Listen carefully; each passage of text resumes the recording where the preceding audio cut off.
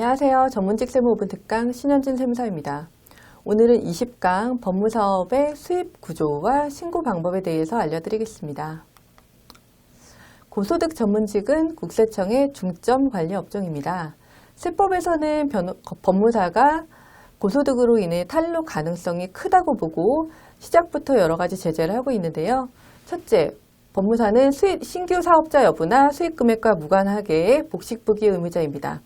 둘째, 법무사는 현금영수증 의무 발행자입니다. 셋째, 법무사는 수익 금액과 무관하게 부가가치세 일반 과세자입니다. 법무사의 수입 구조를 한번 살펴볼까요? 법무사의 수입은 등기 수수료, 개인 회생, 개인 파산 수수료, 채권 매각 수입 수수료, 그리고 교통비, 출장비, 교통비, 출장비 등 실비 변상 수수료가 있는데요.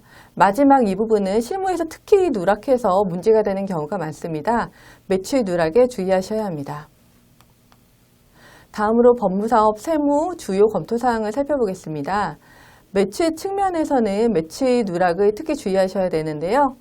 특히 실무에서는 특정 법무사가 일괄수주한 새로 입주하는 아파트, 재건축, 재개발 아파트 등의 등기 수수료 매출 누락하는 경우가 종종 있는데요. 이 부분은 국세청에서 주시하고 있는 부분이니 특히 주의하셔야 합니다.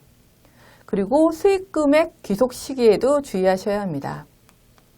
비용 측면에서는 가공의 인건비 계상에 주의하셔야 되는데요.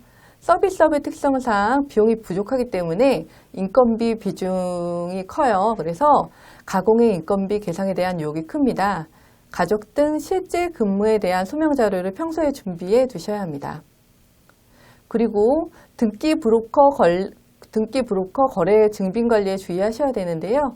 등기 브로커 수수료는 만약에 비사업자라면 3.3% 프리랜서 사업소득으로 원천 징수해야 적격 증빙으로 비용 인정되니까 주의하셔야 합니다. 실무에서는 법무사가 업무를 하면서 공과금의 납입 대행하는 경우에 법무사의 수익금액에 포함되는지 질문이 많은데요. 여기서 공과금이란 등록세, 교육세, 취득세, 재증명 수수료 등을 말합니다. 납부 대행하는 공과금은 부가가치세 과세 대상이 아니고 법무사의 수익금액에 포함하지 않습니다. 마지막으로 법무사업의 세무관리 방안에 대해서 살펴보겠습니다.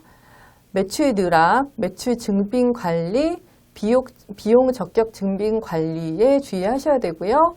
그 다음에 마지막에 있는 재산 취득 계획 시 최근 5년간 신고소득 고려 내용은 어떤 내용인지 살펴보겠습니다.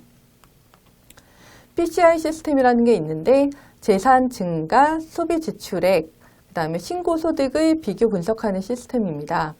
고소득 전문직은 PCI 시스템의 주요 분석 대상이기 때문에 부동산 등 재산 취득에 의해서 탈루세액이 드러나기도 합니다. 적어도 최근 5년간 소득금액 신고 내역을 확인해서 재산 취득 계획을 세우는 것도 고려해 볼 만합니다. 지금까지 법무사 전문직 세무 5분 특강 신현진 세무사였습니다. 감사합니다.